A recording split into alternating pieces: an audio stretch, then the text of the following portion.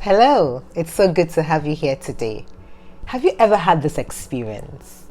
You walk into a formal event or a fine dining setting and you find so many glassware on the table and you're a bit confused.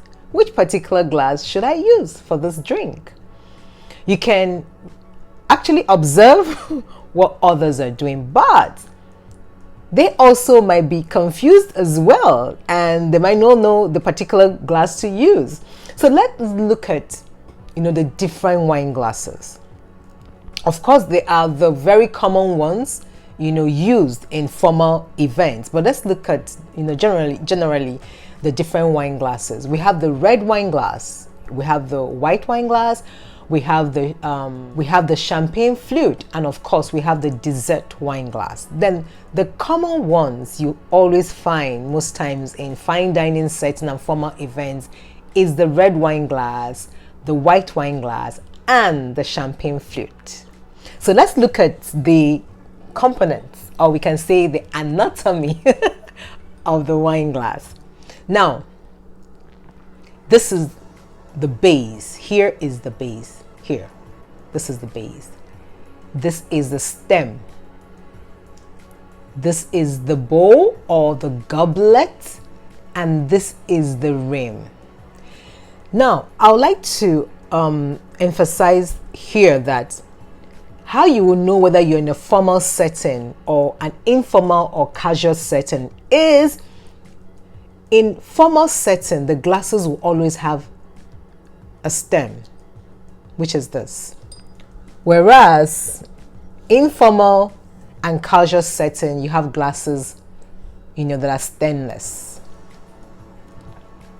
Now, how do you now know which one is for the champagne, which one is for the red wine, or which one is for the white wine? Let's look at it. Now, this glass is for the red wine. How do you know? The red wine glass, the bowl or the goblet is always larger. It's bigger. You see that? It's bigger. The goblet, it's always bigger. Now, the white wine, two things. The goblet is narrower. You see that? Let me get it closer.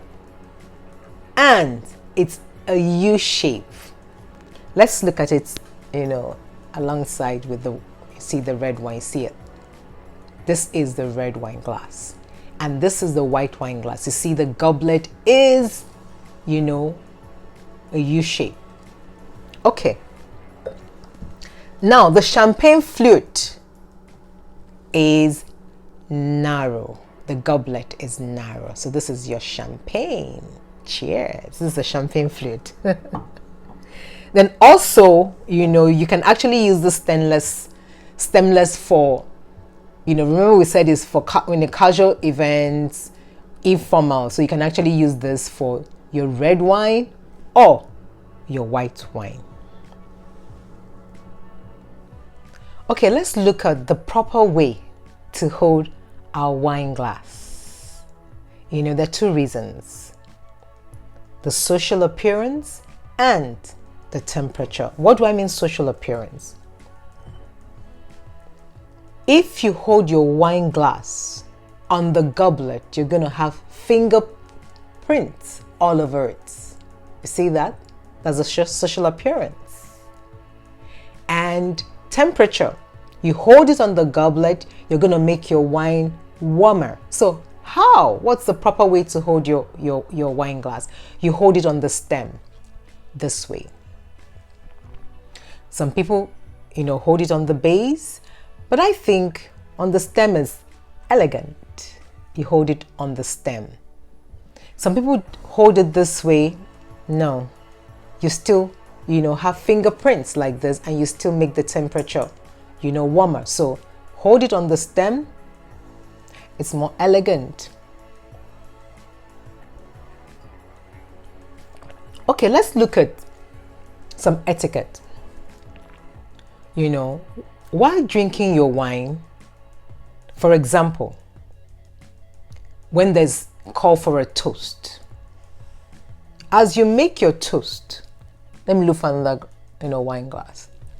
Don't click. You just raise your glass. Cheers. Cheers. You don't click.